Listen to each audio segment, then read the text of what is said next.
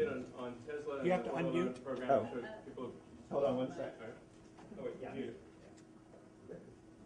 Hello? Yeah. All right. So I'm sure people have been reading about the auto loan bailout and all that sort of stuff. So it's kind of a travesty of what's going on. Although I don't think it's going to last too long into the Obama administration. There was a $25 billion loan program that Congress approved to fund the development of energy-efficient vehicles, essentially to wean ourselves off oil. And ironically, the big three then came to Washington and said, no, give us that money for our day-to-day operations building gas guzzlers, which is obviously a sort of a version of the intent. Unfortunately, with the job situation being the way it is, Congress has acceded to that demand and is, my understanding, currently giving 15 of the 25 billion to the big three to fund their day-to-day operations, which I believe gets them to about February. I'm not kidding. It's not even an exaggeration. Although the Speaker, Speaker Pelosi, has also said that as soon as the new administration comes in, they're going to replenish that fund. So I think it'll be okay. But certainly, if you have the opportunity to express to anyone in DC or in the press the importance of developing clean energy vehicles, please take the opportunity to do so. And in the case of Tesla, Tesla actually is not applying for any bailout funds, although some of the press have mistaken that. What Tesla's done is applied for funding to develop lower-cost mass-market vehicles, and it's essentially the exact intent of the legislation. And so hopefully there's still some money left over to actually do that after the big three have taken what they will take.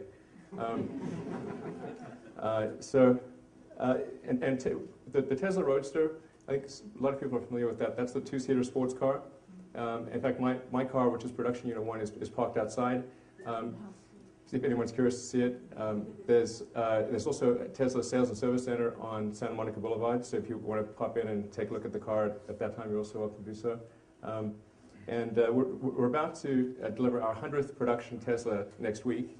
And that's, interestingly enough, our 100th customer is Sam Perry. If anybody watched when Obama won and Oprah was crying on some guy's shoulder,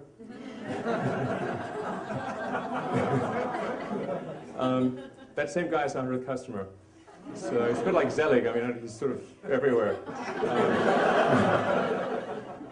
So anyway, he's a really great guy and lives in the Bay Area. He's going to take delivery of his car on Tuesday. So I'm going to hand him the keys personally and thank him for being a customer. So, there's an important point about Tesla, which is whenever somebody buys the Tesla Roadster, even though it's a $100,000, $109,000 sports car and it's kind of a fancy sports car, every penny that Tesla makes goes into development of lower-cost mass-market vehicles. So the company doesn't issue any dividends, nor will it ever. My salary is minimum wage.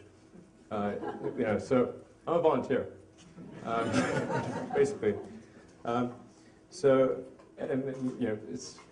It's just an important point because sometimes people think, well, gee, what's the point of making these expensive cars, which are sort of toys for rich people? How is that really helping the environment?